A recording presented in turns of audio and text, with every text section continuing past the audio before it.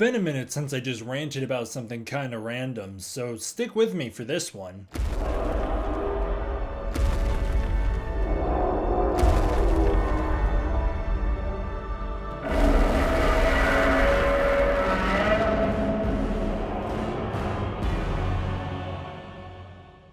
There is an enormous conspiracy about Godzilla Minus One. It is being silenced from us. We, the American public, are being withheld this movie, and we need to know whose fault this is. Or so a lot of these articles will tell you. What is happening? I don't understand. Where is this coming from? Why did there suddenly just begin a Godzilla Minus One conspiracy? People just invented a conspiracy out of this movie, which was completely normal. What made me want to make this video is that I got an ad on my TV. Now, don't send any hate towards any of the articles, people who write these articles, or people who make any of these videos that we'll be briefly mentioning in this video. But I got this ad on my TV for a video called Why You Can't Watch Oscar winner Godzilla Minus One right now. And I wasn't the only one. I saw people popping up on Twitter with random articles posted about Godzilla Minus One being hidden from the public or being silenced or whatever. It's gone and we can't watch it and it's then taken away from us. And so I made a tweet about it. All I said was, why did we invent a conspiracy as if they're hiding Godzilla Minus One from us? What are you talking about? It's a pretty simple answer. You didn't care enough to see it in theaters when you had the chance. Now you gotta wait for the DVD. And people lost their minds. Everybody took that tweet as a personal attack, with fans coming out to be like, no, I've been a fan and I tried to see it, but it was not playing near me. Fair enough. Or a lot of people coming out to be like, well, it didn't play in my country. They didn't release it in my country. Nobody's talking to you. What are you doing in this conversation? Look at the tweet. Look at what the tweet was posting a picture of. That's not what this is about. This isn't about Godzilla Minus One not releasing in Asia. And this isn't about Godzilla Minus One playing in a theater too far from you. This is about the weird entitlement that the movie should be out right now for streaming and we need to see it and it's being hidden from us and silenced from us and we gotta know who done it. I'll tell you who done it. You done it. You didn't care enough to see the movie until it won an Oscar, and now that it's an Oscar winner, suddenly it's easy to capitalize on, but you can't watch it so you can't talk about it. So you need to make an article about why you can't watch it and talk about it because you didn't care enough when it played in theaters. You're just a drifter, a grifter. What are you talking about? But it wasn't playing near me.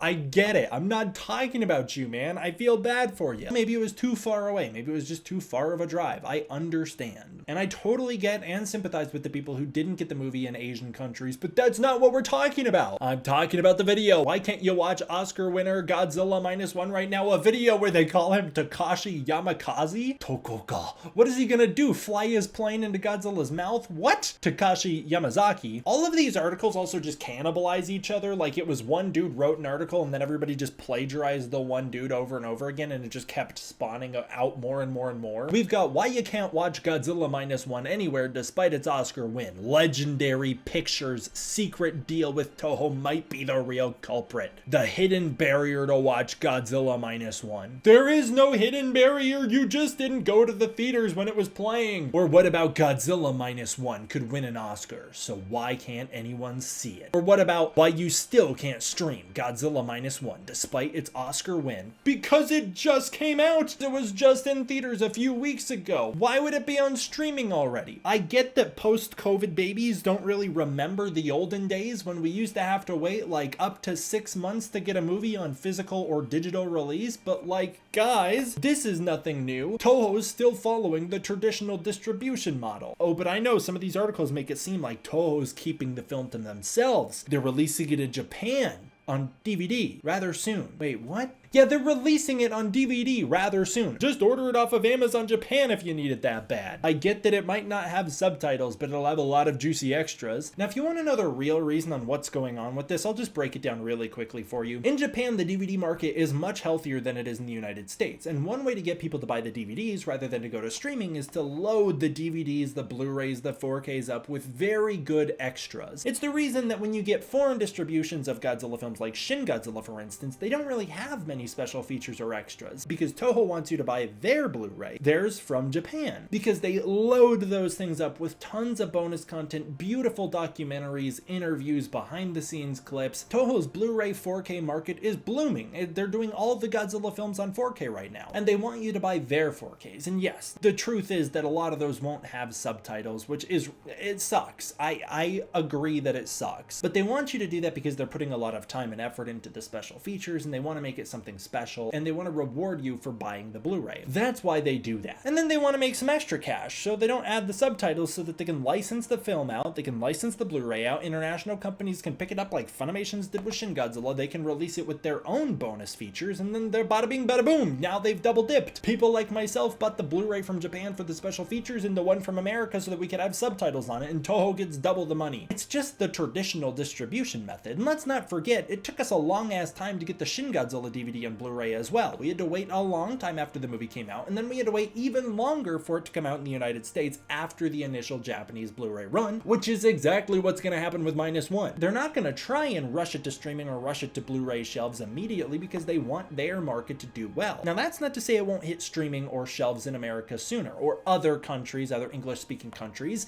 It very well might, and the reason that might happen is because the movie won an Oscar in the United States of America, and so it became on the front headings of Hollywood. Now everybody wants a piece of it, and so now there's probably more of a financial incentive for places like Amazon Prime to bid to get the movie on the streaming service sooner rather than later, like what they did with Shin Ultraman and Shin Kamen Rider, although that happened because there really isn't that much demand for Shin Ultraman and Shin Kamen Rider, so it was pretty easy to rush those to streaming. It was kind of like we're not going to make a ton of money doing the traditional release with those anyways situation. Godzilla Minus One's a little different. Toho's a little different with the way they do the Godzilla movies. Look at the way they have done all the other Godzilla movies. And also, let's not forget, it's special that Godzilla Minus One even got an international release. Shin Godzilla was picked up by foreign distributors like Funimation's in the United States. That's the only way it came out in the United States. But other than that, going back to the Millennium era, maybe like Godzilla 2000 had a release in the United States, but the others didn't. The Heisei era, 84, and that was it. The Showa films were like random if they got theatrical releases overseas. Like, I don't understand why people are acting like this is the norm.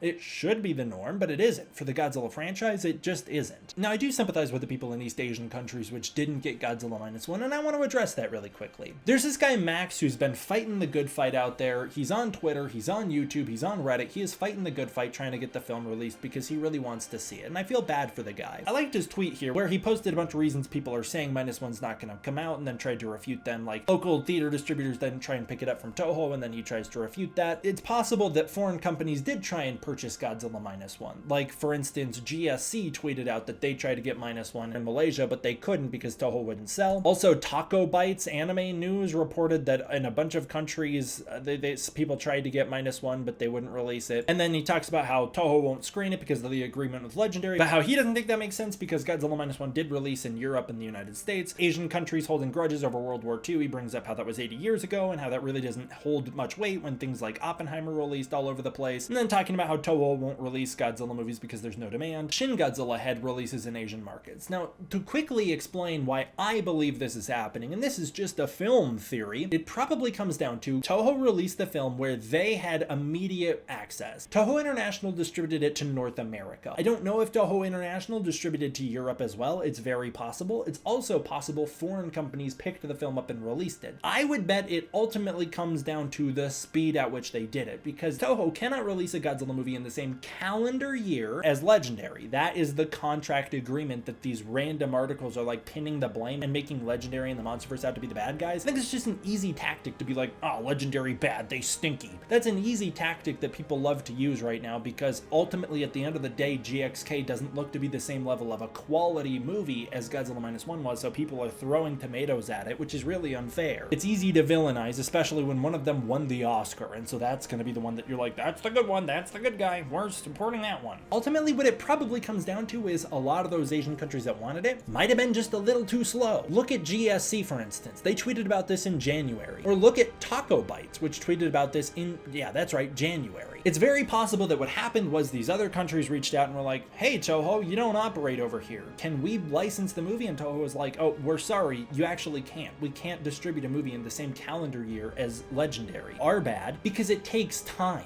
It takes time to get an international distribution going. Toho had this thing planned in the US for a long time. Ever since the first teaser for Godzilla Minus One was released, they knew it was going to have a release in the United States and Europe. They didn't know that for Asia. And maybe those independent distributors in those Asian territories just acted too slow. And so they didn't get it in time for the calendar year. Godzilla Minus One certainly had its release extended into the new calendar year in other territories like the United States. But then that had to end at a certain point. Even Toho wanted to extend the run in the United States, but couldn't because of that contractual agreement. They just needed a buffer zone before the next Godzilla film, and it makes sense. You don't want the two films to cannibalize each other. Ultimately, Toho still gets money either way, but I don't understand the conspiracy going on. Toho's not trying to hide it from Asia. That doesn't make sense. Why would a company not want to make more money? By releasing it in Asian territories like Shin Godzilla was released in Asian territories, they made a lot of money. Why would they not want to do the same for Godzilla Minus One? So I don't understand why people are like blaming Toho, making them out to be the villains, and I also get why Toho wouldn't issue a public statement about this and be like, hey, look, I get that people want to see the movie in countries where it didn't release, but we're not going to do that because of Legendary, because now they're villainizing the MonsterVerse, which they don't want to do because they produce the MonsterVerse. Toho is a producer on the MonsterVerse. Toho works on those movies and they get those movies made and they make money off of those movies, so why would they villainize them? They're also the more internationally appealing movies. So they're not going to villainize their own product. And it's probably ultimately comes down to something as simple as independent distributors didn't reach out fast enough. Maybe I'm wrong. Maybe there's a different reason, but ultimately you don't know, I don't know, and I don't understand what the point of freaking out about it is. It sucks that the movie didn't come out in some territories. I totally get it, but that's the way it goes sometimes. Most Godzilla movies didn't release all over the world, and that's just the way it is. A lot of Japanese movies don't release everywhere. It was really hard to find screenings of Monster or Perfect Days, both awards contenders movies, both from Japan, because they didn't get